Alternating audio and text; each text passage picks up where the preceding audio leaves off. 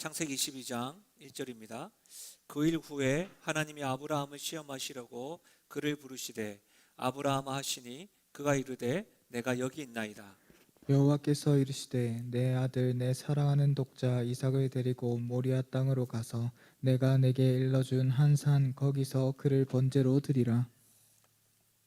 아브라함이 아침에 일찍 일어나 나귀의 안장을 지우고 두 종과 그의 아들 이삭을 데리고 번제에 쓸 나무를 쪼개어 가지고 떠나 하나님이 자기에게 일러주신 곳으로 가더니 제3일에 아브라함이 눈을 들어 그곳을 멀리 바라본지라. 이에 아브라함이 종들에게 이르되 너희는 나귀와 함께 여기서 기다리라. 내가 아이와 함께 저기 가서 예배하고 우리가 너희에게로 돌아오리라 하고 아브라함이 이에 번제나무를 가져다가 그의 아들 이삭에게 지우고 자기는 불과 칼을 손에 들고 두 사람이 동행하더니 이삭이 그 아버지 아브라함에게 말하여 이르되 내 아버지여 하니 그가 이르되 내 아들아 내가 여기 있노라. 이삭이 이르되 불과 나무는 있거니와 번제할 어린 양은 어디 있나이까. 아브라함이 이르되 내 아들아 번제할 어린 양은 하나님이 자기를 위하여 친히 준비하시리라 하고 두 사람이 함께 나아가서 하나님이 그에게 일러주신 곳에 이른지라. 이에 아브라함이 그곳에 제단을 쌓고 나무를 버려놓고 그의 아들 이삭을 결박하여 제단 나무 위에 놓고 손을 내밀어 칼을 잡고 그 아들을 잡으려 하니 여호와의 사자가 하늘에서부터 그를 불러 이르시되 아브라함아 아브라함아 하시는지라. 아브라함이 이르되 내가 여기 있나이다 하매 사자가 이르시되 그 아이에게 내 손을 대지 말라. 그에게 아무 일도 하지 말라. 내가 내 아들 내 독자까지도 내게 아끼지 아니하였으니 내가 이제야 내가 하나님을 경외하는 줄을 아노라. 아브라함이 눈을 들어 살펴본즉 한 순양이 뒤에 있는데 뿔이 수풀에 걸려 있는지라. 아브라함이 가서 그 순양을 가져다가 아들을 대신하여 번제로 드렸더라. 아브라함이 그 땅 이름을 여호와 이레라 하였으므로 오늘날까지 사람들이 이르기를 여호와의 산에서 준비되리라 하더라. 여호와의 사자가 하늘에서부터 두 번째 아브라함을 불러 이르시되 여호와께서 이르시기를 내가 나를 가리켜 맹세하노니 내가 이같이 행하여 내 아들 내 독자까지도 아끼지 아니하였은즉 내게 큰 복을 주고 내가 크게 번성하여 하늘의 별과 같고 바닷가의 모래와 같게 하리니 내 씨가 그 대적의 성문을 차지하리라. 또 내 씨로 말미암아 천하 만민이 복을 받으리니 이는 내가 나의 말을 준행하였음이니라 하셨다 하니라. 함께요. 이에 이에 아브라함이 아브라함이 그의 그의 종들에게로 종에게로 돌아가서 함께 함께 떠나 떠나 브엘세바에 브엘세바에 이르러 이르러 거기 거기 거주하였더라. 거주하였더라. 아멘. 저는 본문의 말씀을 가지고 하나님이 준비하신다, 하나님이 준비하신다라는 제목으로 말씀을 나누겠습니다. 저는 지난주에 이어서 창세기 22장을 살펴보겠습니다. 창세기 22장은요 하나님께서 아브라함에게 백세에 허락한 이삭을 드리라고 하는 그 시험을 받고 그 시험에 순종하는 아브라함의 모습이 기록되어져 있습니다. 일명 이 창세기 22장을 모리아산 사건 또는 여호와 일의 사건이라고 부릅니다. 여러분 생각나십니까? 지난주에 하나님께서 이 아브라함의 믿음의 모습을 보시고 아브라함아 부르시면서 내가 이제야 나를 경외하는 줄 아노라 하시면서 아브라함의 믿음을 인정하셨죠. 아브라함이 하나님을 참으로 경외하고 사랑한 그 아브라함의 믿음이 기억이 나십니까? 생각하는 것보다 먼저 믿어야 한다. 그리고 믿었다고 한다면 그의 결말도 하나님께 맡겨드리는 믿음에 대해서 지난주에 저희들이 살펴보았죠. 특히 무엇보다도 이 하나님이 능히 이삭을 죽은 자 가운데서도 다시 살릴 줄로 확신한 아브라함의 그 믿음에 저희들이 감동하고 도전받았습니다. 그렇죠? 부활에 대한 지식도 증언한 경험도 없음에도 불구하고 아브라함이 이 부활에 대한 확신을 가지고 전적으로 하나님을 신뢰하는 믿음에 우리는 크게 감동하였습니다. 그러면서 우리는 이런 질문을 했죠. 어떻게 해서 이렇게까지 순종하였을까? 어떻게 해서 이렇게 믿음을 가질 수가 있었나? 어떻게 해서 부활 신앙을 가질 수가 있었나? 아브라함의 인생 가운데 창세기 12장부터 이렇게 쭉 살펴보면 아브라함 인생이 죽었던 인생이었던 것이죠. 그 죽었던 인생의 생명의 신 이삭을 허락하시고 슬픔과 우울이 가득한 인생에 웃음이라고 하는 이삭을 허락하신 그 하나님, 자신의 삶을 인도하시는 하나님에 대한 확신, 그 확신이 부활의 신앙으로 고백되어졌다고 하였습니다. 이것을 우리에게 적용을 하면 죄와 사망으로 결론되어진 우리에게도 독생자 아들 되시는 예수님을 우리에게 허락하신 그 하나님, 우리를 구원하시기 위하여 예수님을 통하여 사랑과 공의를 베풀어 주신 그 하나님을 믿는다면 우리도 부활신앙으로 믿음을 가지고 결말도 맡겨드릴 수 있지 않는가라고 지난주에 살펴보았습니다. 한마디로 말하면 구원받으셨습니까? 구원받은 확신이 있다고 한다면 우리의 삶의 결말도 하나님께 드리십시다 라고 말씀을 드렸었습니다. 그러면서 여러분, 제가 말씀했던 기억나십니까? 아브라함이 받았던 이 시험은 아브라함뿐만 아니라 우리들을 위한 시험입니다 라고 하면서 로마서 말씀으로 여러분 살펴보았죠. 지난주에는 한 가지만 살펴봤는데 오늘은 아브라함이 받은 시험과 그 결과가 왜 우리를 위한 것인지를, 또 그 하나님의 의미와 뜻들을 세 가지 정도 살펴보면서 하나님의 음성을 듣고 그 음성에 감탄하며 나아가는 시간이 되셨으면 좋겠습니다. 첫 번째는 이겁니다. 아브라함의 시험과 순종이 우리에게 주는 교훈은 순종하는 자에게 축복을 주신다는 겁니다. 여러분, 하나님은요, 순종하는 자에게 축복하십니다. 순종하는 자들에게는 축복을 늘 항상 준비해 두시는 분입니다. 여러분, 하나님께서 아브라함의 축복하는 말씀을 다시 한 번 더 읽어볼 텐데, 우리가 일부러만 읽는 것이 아니라 하나님, 이 축복과 은혜가 나의 삶 가운데 임하게 하여 달라고 그런 기대감을 가지고 함께 읽어보도록 하겠습니다. 우리 17절과 18절인데요 본문 17절 18절 함께 읽겠습니다. 시작. 내가 내게 큰 복을 주고 내 씨가 크게 번영하여 하늘의 별과 같고 바다의 모래와 같게 하리니 내 씨가 그 대적의 성문을 차지하리라. 또 내 씨로 말미암아 천하 만민이 복을 받으리니 이는 내가 나의 말을 준행하였음이니라 하셨다 하니라. 아멘.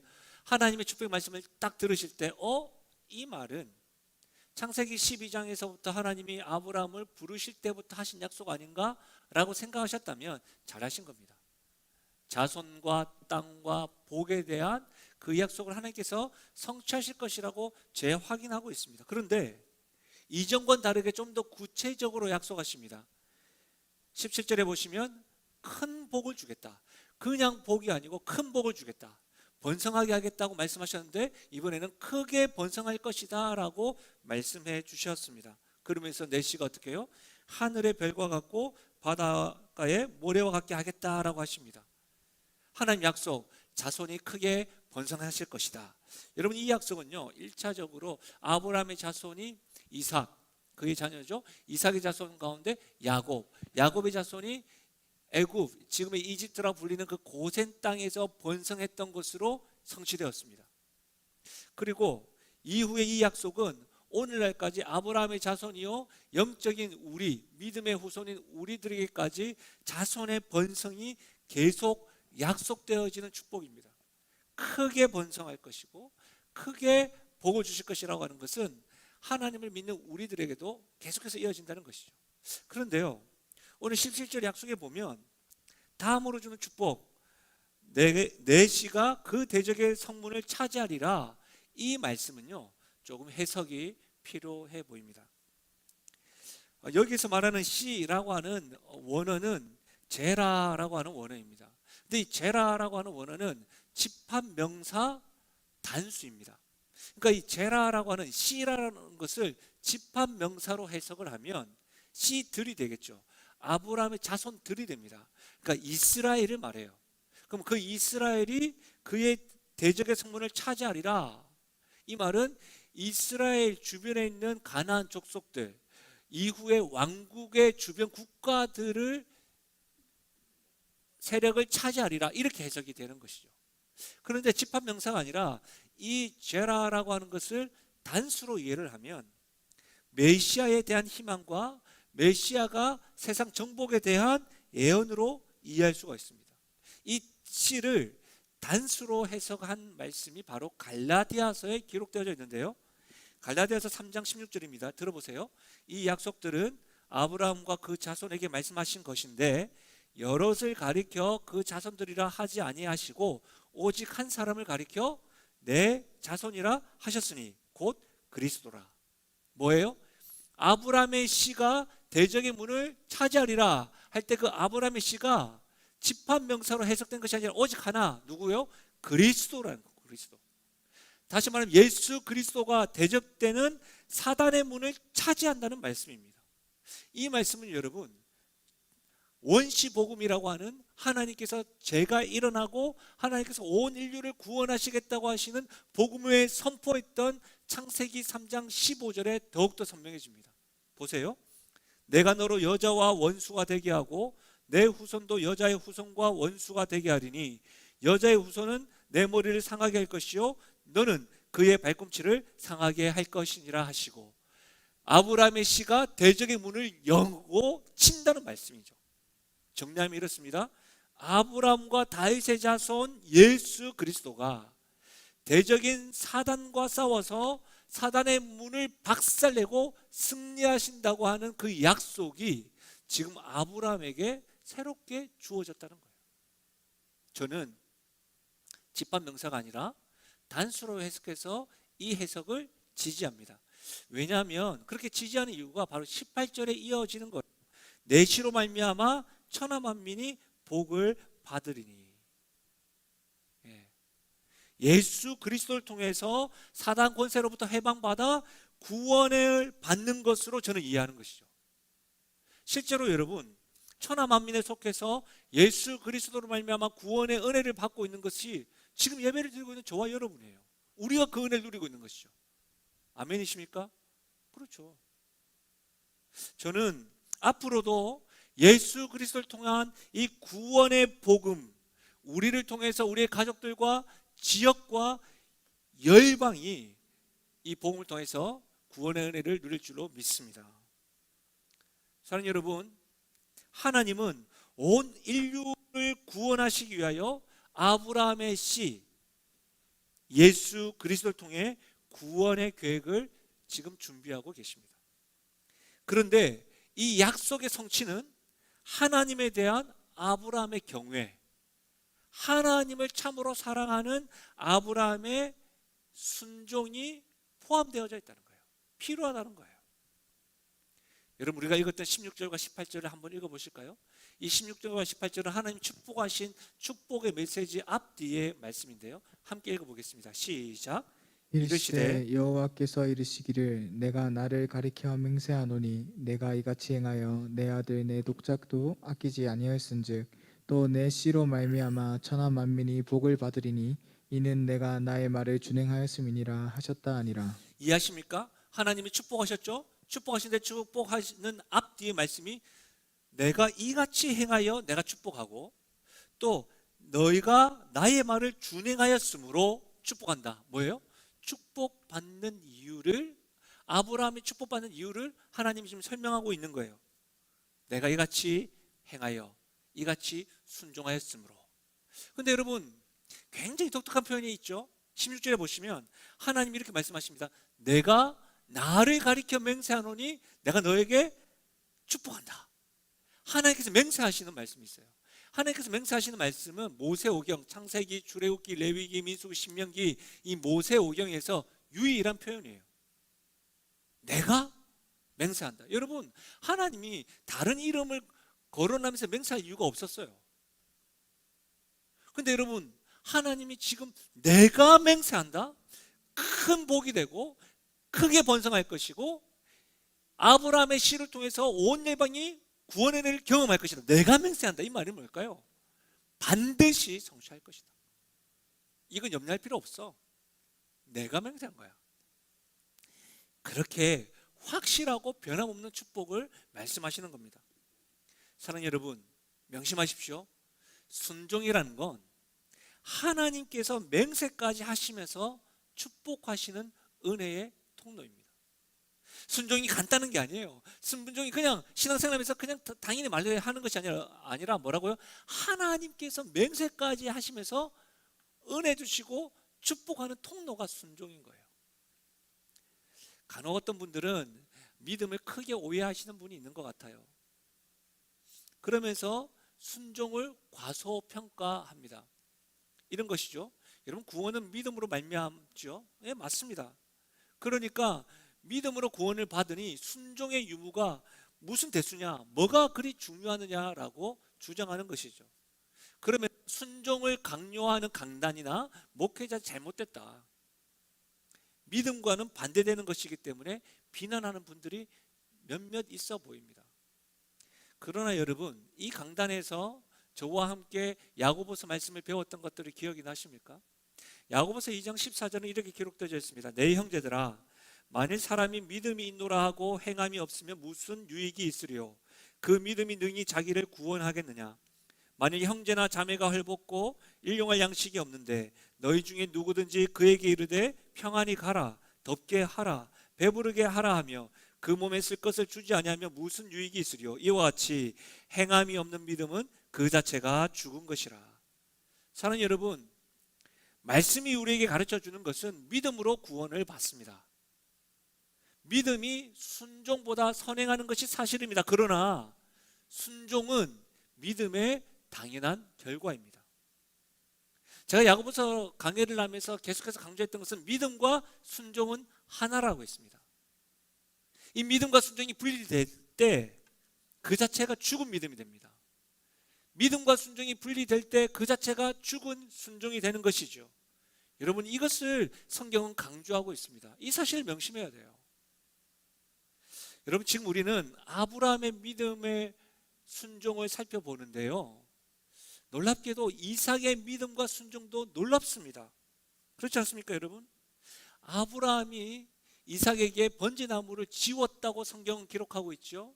여러분, 번제나무를 짊어질 정도는 갓난아기가 아닌 것이죠. 그래서 많은 신학자들은 이때의 이삭의 나이를 16세에서 18세로 봅니다. 그러면 아브라함의 나이가 116세에서 118세가 되겠죠. 생각해 보십시오. 마음만 먹은 16세에서 18세 소년이 116세에서 118세 아버지를 따돌릴 수 있는 것은 그리 어려운 이야기가 아닙니다. 그렇지 않습니까? 무슨 말입니까? 이삭의 믿음과 순종도 아브라함의 믿음과 순종과 더불어서 하나님의 축복을 받는 통로였다는 사실이에요. 사랑하는 여러분, 한 가정에 하나님의 사람이 있고 한 직장과 공동체에 하나님의 사람이 있어서 그 사람을 통하여 축복이 유통되기도 합니다. 그것이 원맨 비전일 수 있습니다. 맞습니다. 그러나 오해하지 마십시오. 제가 우리 아이들에게 반복적으로 강조하는 것이 있어요. 딸들, 아빠가 목사라고 해서 아빠가 하나님을 위해서 열심히 살아가고 애쓰는 것으로 인해서 너희들이 자동적으로 하나님의 자녀가 되는 것이거나 너희들이 자동적으로 하나님의 복을 받는 건 아니야. 나는 너희들에게 변함없이 하나님의 말씀을 전할 것이고 하나님이 진짜라는 것을 삶으로 보여주도록 노력할 거야. 구원의 은혜와 복을 누리는 것은 나를 통해서 자동적으로 되는 것이 아니라 너희들에게 달렸어라고 강조합니다. 사랑하는 여러분, 한 사람을 통해서도 은혜는 흘러갑니다. 그러나 더불어 순종하는 것이 더 큰 은혜를 받는 길입니다. 초대교회에 아나니아와 삽비라 부부가 있었습니다. 이 부부는 더불어서 하나님과 교회를 섬기기로 결단을 합니다. 그리고 소유를 팔아서 하나님 앞에 바쳐드립니다. 그러나 그 순간 온전한 헌신이 아니라 거짓을 첨가하는 일에도 더불어 행하였습니다. 그래서 결론은 함께 하나님의 심판을 받았습니다. 사랑하는 여러분, 한 사람보다 더불어 순종할 때 하나님이 준비하신 큰 축복을 경험할 줄로 믿습니다. 그렇기 때문에 여러분, 더불어 순종할 수 있는 믿음의 동력자가 여러분 가족 구성원에서 일어날 수 있도록 기도하십시오. 기대하십시오.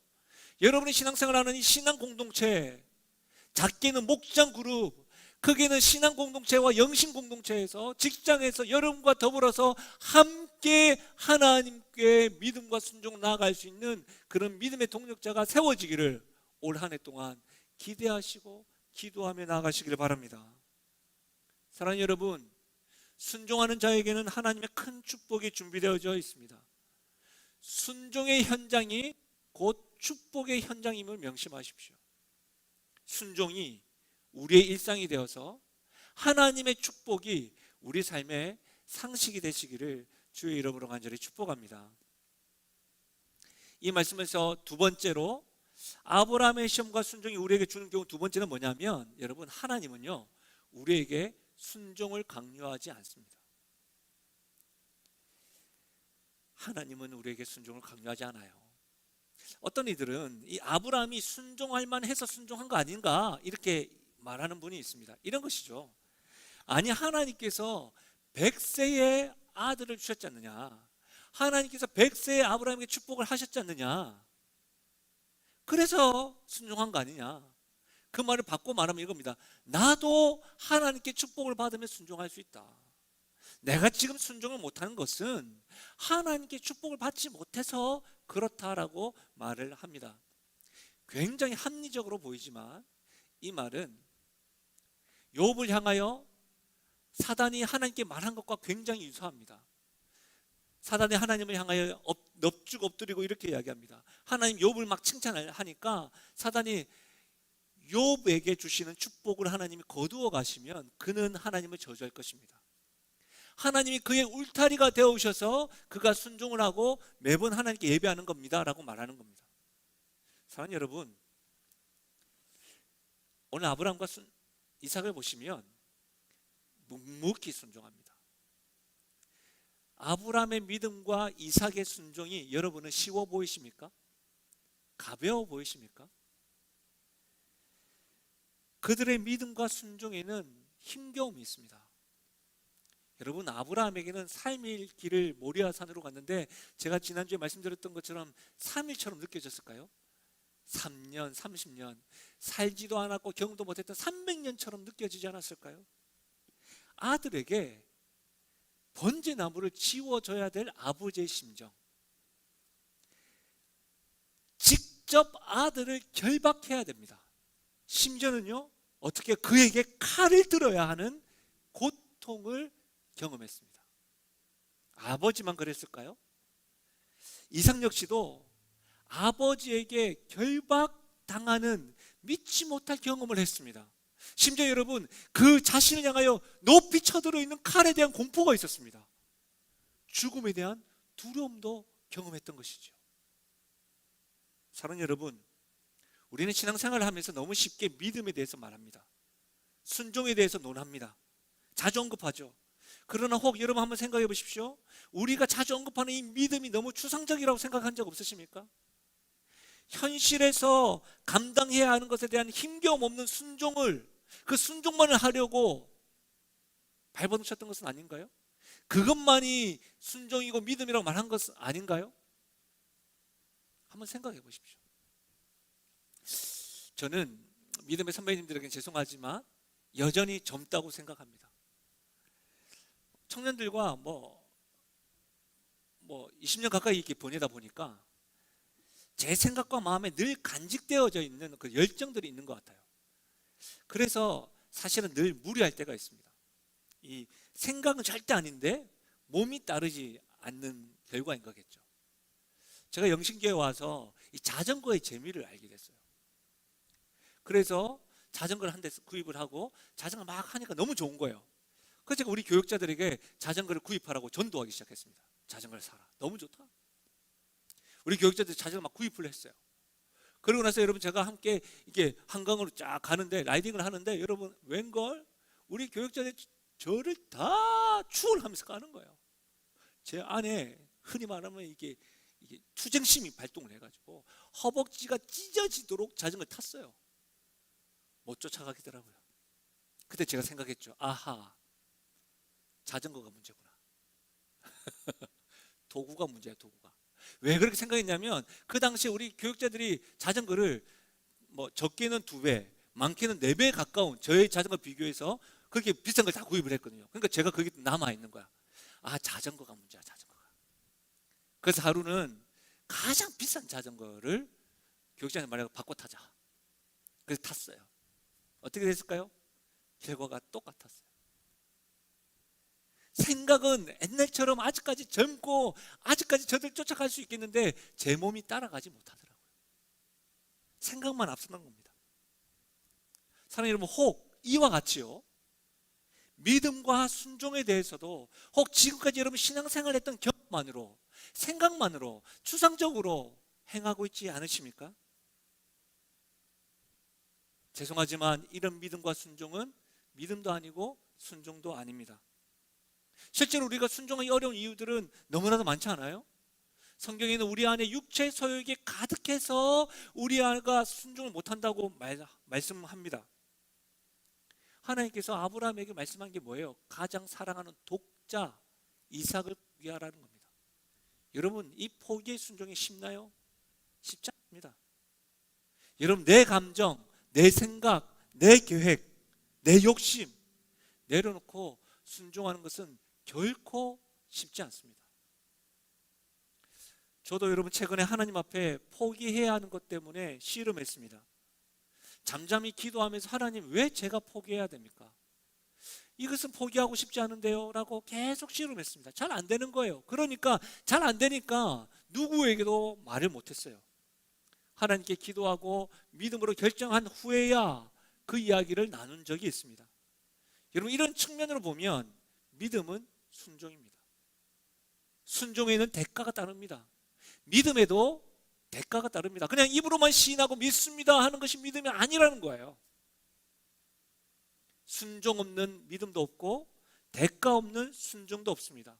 그래서 여러분, 순종이 쉽지 않습니다. 여러분 어떠세요? 순종이 어려우신가요? 쉬운가요?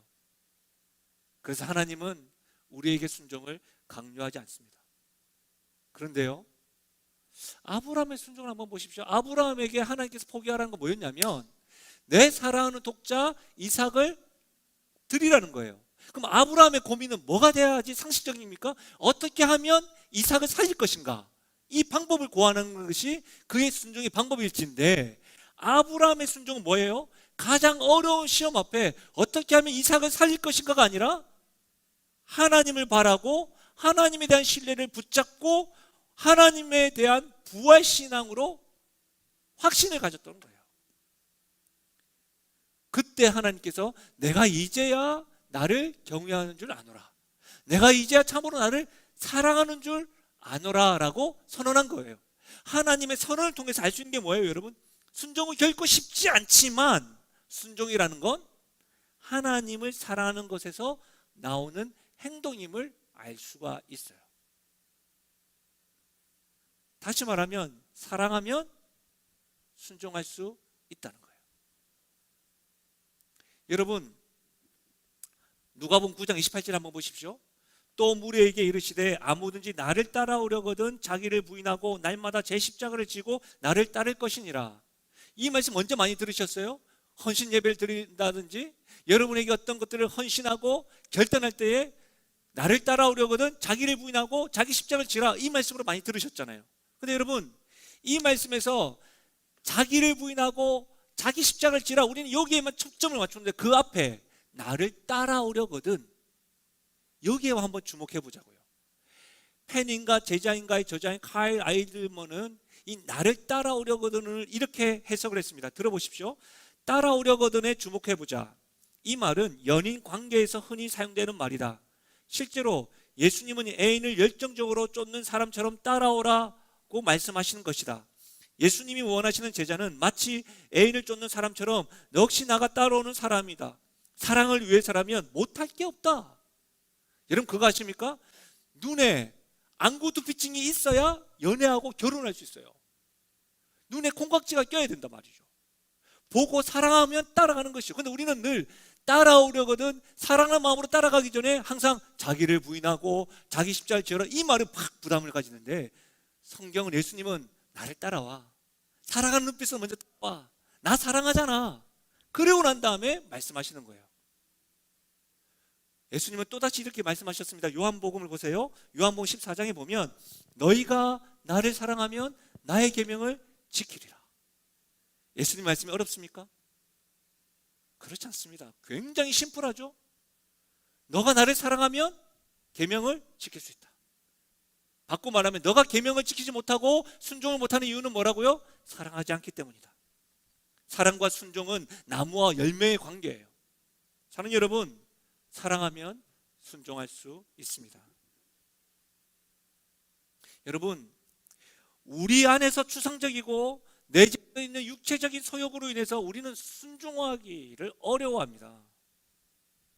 디모데후서 3장 말씀에 보면 여러분, 말세에 이러한 일들이 일어날 것인데 가장 먼저가 뭐예요? 자기를 사랑하며. 하나님을 사랑하는 것이 아니죠. 순종하지 못하는 이유는 각양각색의 우리 안에서 많은 이유들이 있어요. 그럼에도 순종할 수 있는 이유가 뭐죠? 하나님을 사랑하면 가능한 것이죠. 그래서 우리는 순종 앞에서 항상 물어봐야 돼요. 나는 참으로 하나님을 사랑하는가? 내가 사랑하는 만큼 하나님을 믿는가? 아니요. 하나님은 참으로 나를 사랑하시는가? 만약 이 질문에 답할 수 있을 때 우리도 순종할 수 있습니다. 하나님은 분명코 저와 여러분에게 순종을 강요하지 않습니다. 그러나 이것은 묻는 것 같아요. 넌 나를 사랑하니? 나를 사랑하면 순종할 수 있다라는 것이죠. 사랑하는 여러분, 우리가 순종할 때 하나님의 축복이 나의 것이 되고 우리의 것이 됨을 믿으시길 바랍니다. 마지막으로요, 이 아브라함의 시험과 순종이 우리에게 주는 교훈은 예수님의 순종으로 구원의 은혜를 준비하셨다는 거예요. 여러분, 하나님은 우리에게 순종을 요구하지 않으십니다.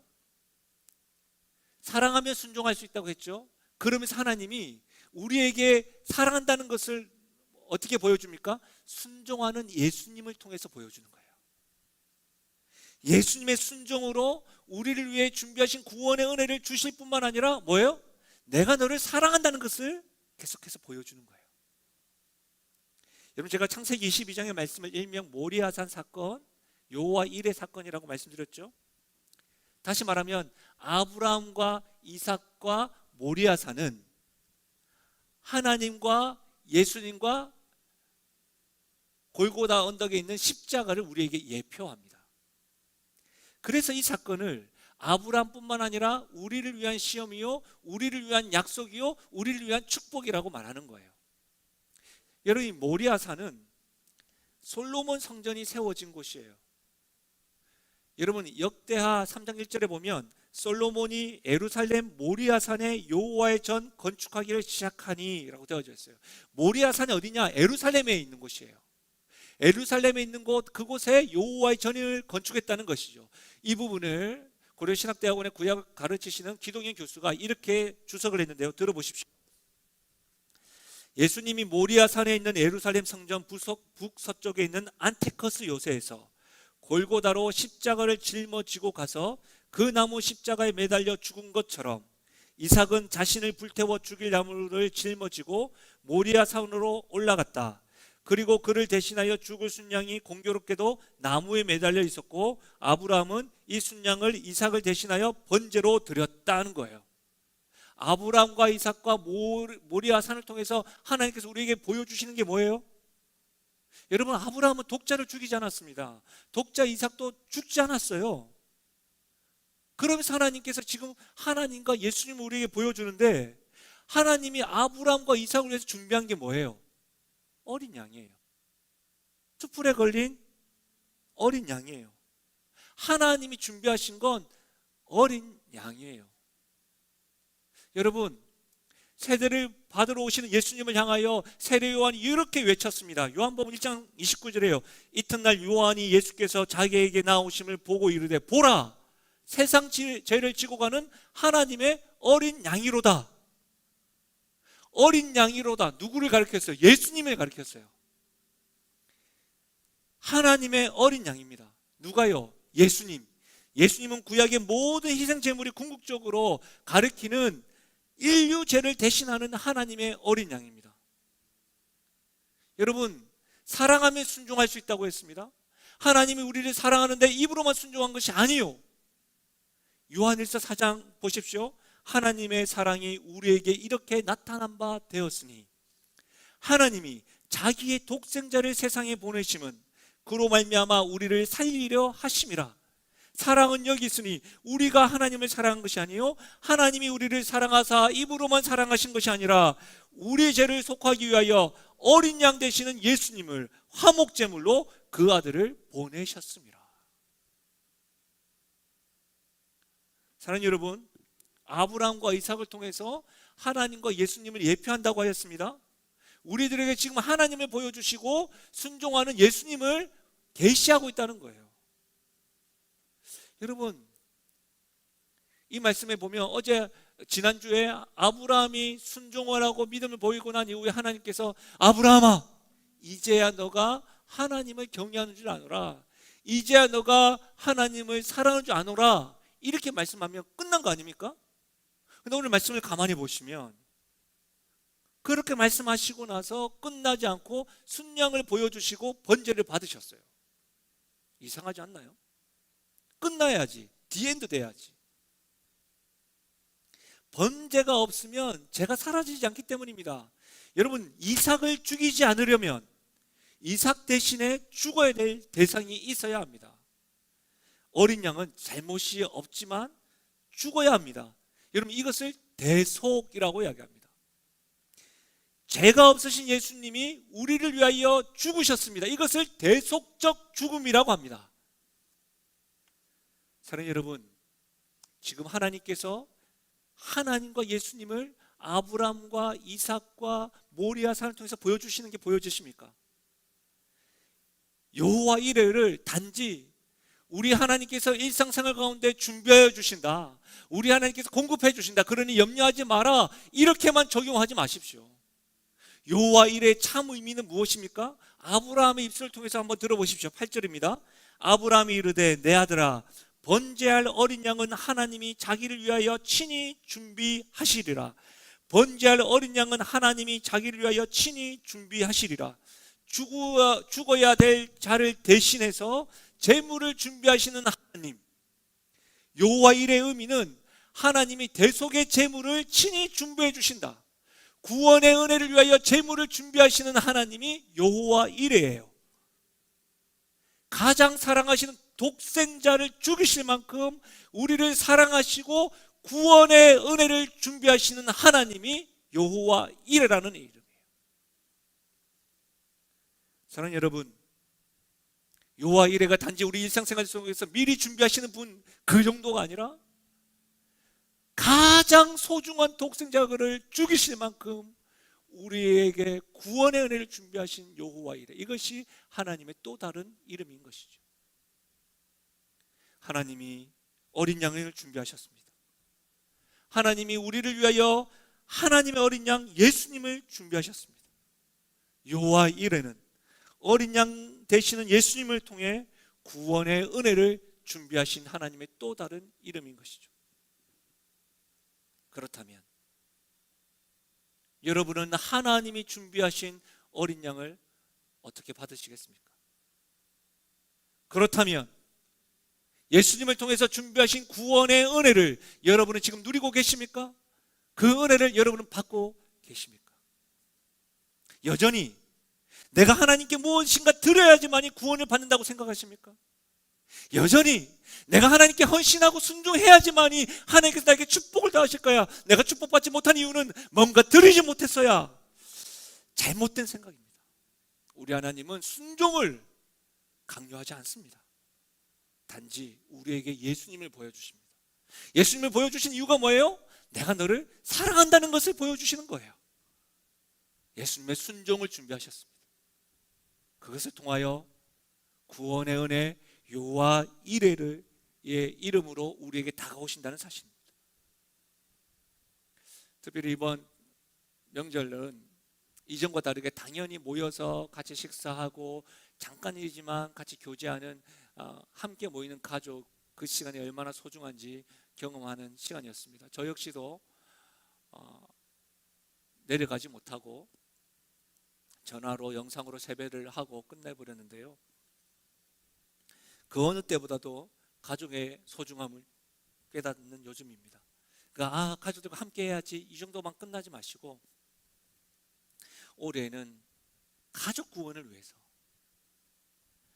올해는 여름 가까운 지인들이 하나님께서 준비하신 이 하나님의 어린 양을 받을 수 있도록 여러분 기도할 수 있길 바랍니다. 내가 할 수 있는 순종과 내가 할 수 있는 드림을 통해서라도 나와 함께하는 가족들 가운데, 가족 구성 가운데 참으로 하나님이 준비하신 여호와 일의 구원의 은혜를 경험할 수 있도록 내가 드릴 것은 무엇이 있는가? 내가 포기해야 될 것은 무엇이 있는가? 내가 믿음을 보여야 될 것은 무엇이 있는가? 여러분 그렇게 올 한 해를 보낼 수 있기를 바랍니다. 그래 나 혼자만이 누리는 여호와 일해가 아니라 함께 누리고 하나님께서 준비하신 축복을 받으시기를 주님의 이름으로 간절히 축원드립니다. 말씀을 마무리하겠습니다. 여러분 오늘 말씀은 아브라함과 이삭의 순종을 통해서 순종이 있는 곳에는 하나님이 축복하신다는 것을 배웠습니다. 또한 우리 안에 육체의 소욕과 각양각색의 여러 가지 이유들로 인해서 순종이 참 어렵다. 그러나 사랑하면 순종할 수 있다고도 배웠습니다. 하나님은 우리에게 순종을 강요하지 않습니다. 하나님은 우리를 너무나도 사랑하시기 때문에 예수님을 보여주시는 것이죠. 사랑하시는 예수님이 우리를 사랑함으로 순종하시는 모습을 보여주시는 것이죠. 그 예수님을 보여주시면서 하나님이 준비하신 최고의 선물인 구원의 은혜를 준비하고 있는 여호와 이레를 오늘 우리는 들었고 보았고 경험하고 있습니다. 그래서 여러분 때마다 순간마다 물어보았으면 좋겠습니다. 인생에 이 질문이 계속 있었으면 좋겠습니다. 나는 참으로 하나님을 사랑하는가? 내가 사랑하는 만큼 하나님을 믿고 있는가? 하늘을 바라보며 커피 한 잔을 하시며 길거리 다니시면서 하나님이 참으로 날 사랑하시는가? 여러분 순종이 어려울 때마다 나를 사랑하셔서 어린 양으로 이 땅에 오시고 묵묵히 순종의 길을 걸으셨던 대속의 죽음을 걸으셨던 예수님을 생각하실 때, 그 예수님을 받아들일 때 하나님이 준비하신 큰 복과 크게 번성함과 더불어 구원의 은혜도 경험하게 될 것입니다. 우리 여호와 이레 되신 하나님을 축복합시다. 우리 여호와 이 하나님을 선포하며 나가십시다. 그래서 하나님께 영광 돌려드리는 우리가 되고 또 우리 주변 사람들도 여호와 이레를 찬양하며 나가는 일들이 있기를 소원합니다. 우리 시간에 말씀을 생각하면서 이 찬양을 했으면 좋겠는데, 이 찬양은 제가 1부와 2부 때는 부르지 않고요 3부 때만 부른 찬양인데 가사를 잘 생각하시면서 예수 예수, 우리 괜찮으시면 다 함께 일어나셔서 함께 고백하며 나가겠습니다.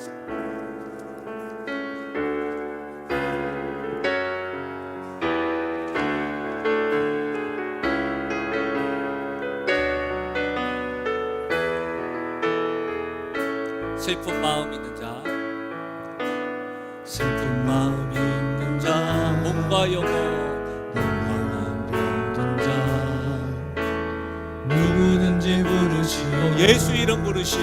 예수 이름 부르시오.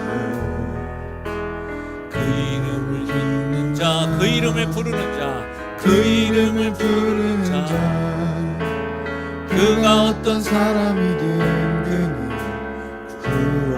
아멘. 다시 한번 더 찬양할까요? 슬픈 마음 있는 자, 슬픈 마음 있는 자, 몸과 영혼 병든 자, 누구든지 부르시오. 예수 이름 부르시오. 예수 이름 부르시오. 그 이름을 믿는 자, 그 이름을 부르는 자, 그 이름을 부르는 자, 그가 어떤 사람이든 구원을 얻으리. 아멘. 예수 예수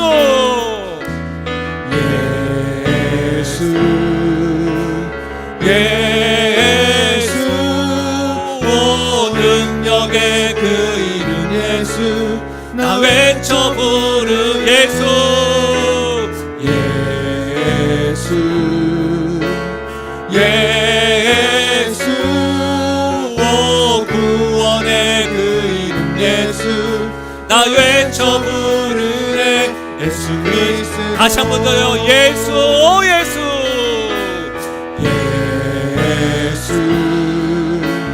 예수 오 능력의 그 이름 예수 나 외쳐 부르 예수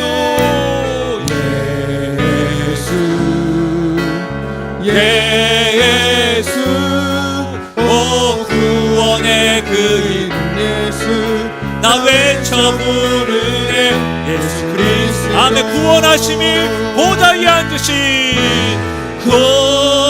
구원하심이 보좌에 앉으신 우리 하나님과 어린 양께 있도다. 구원하심이 보좌에 앉으신 우리 하나님과 어린 양께 아멘. 선포하십시다. 구원하심이 보좌에 앉으신 우리 하나님과 어린 양께 있도다. 구원하심이 보좌에 앉으신 우리 하나님과 어린 양께 여호와 이르신 하나님을 선포할지어다. 우리 마지막으로 구원하심이 보좌에 앉으신 우리 하나님과 어린 양께 있도다.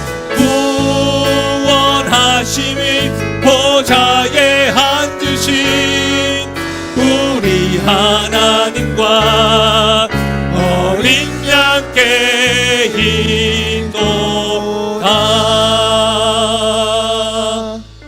사랑하는 여러분, 혹여라도 지금 순종하지 못해서 늘 그 자리에 멈춰 있는 분 있으십니까? 여러 가지 생각들, 계산들, 포기하지 못하는 것들로 인해서 늘 그 자리에 멈춰서서 있는 분이 있으십니까? 우리 하나님은 순종을 강요하지 않습니다. 그때 물어보셔야 됩니다. 내 하나님 나를 어떻게 사랑하시는가? 내가 하나님의 사랑을 받고 있는가? 하나님은 우리에게 예수님을 보여주십니다. 하나님은 내가 너를 사랑한다는 것을 순종하신 예수님을 통하여 보여주시는 것이죠. 그래서 준비해놓고 기다리십니다. 구원의 은혜, 큰 복과 크게 번성된 축복을 준비하고 있는 것이죠. 순종하는 자리에 하나님의 축복이 기다리고 있음을 명심하십시오. 특별히 여러분의 가족 구성원 가운데 주께서 준비하신 이 구원의 은혜를 경험하지 못하신 분이 있다고 한다면, 하나님 올 한 해 동안 이 은혜가 우리 가족 구성원 가운데, 나의 친구 사이에 이 은혜가 넘쳐나게 해달라고, 더불어 하나님께 순종하며 축복을 누리며 나아가는 인생 되게 해달라고, 여러분 말씀을 생각하시면서 각자에게 성령께서 주시는 기도의 제목을 가지고 이 시간 소리내어 함께 기도하며 나가시겠습니다. 하나님 아버지, 참으로 감사함을 드립니다. 하나님 아버지, 이 시간에 창세기 22장을 통하여 깨닫게 해주시고 말씀을 누려주시고 우리에게 하나님의 말씀을 알게 하시니 참으로 감사함을 드립니다. 하나님 아버지요, 오늘 이 시간에 이 말씀을 통하여 하나님 아버지, 나를 사랑하신다 말씀하시며 순종하시는 예수님을 보여주시는 그 하나님의 마음을 알게 해주시고, 늘 머뭇거리며 순종하지 못한 나의 모습 가운데 회개하게 하시고, 하나님 내가 참으로 하나님의 사랑을 받고 있는가? 내가 하나님 믿고 있는 만큼 사랑하는가? 내가 하나님을 사랑하는가라고 질문을 하며, 나 역시도 하나님이 준비하신 그 은혜를 누리고 사랑으로 말미암아 순종하는 그 자리에서 하나님 축복을 경험하며 나아갈 수 있도록 하나님이여 도와주시길 간절히 소원드립니다.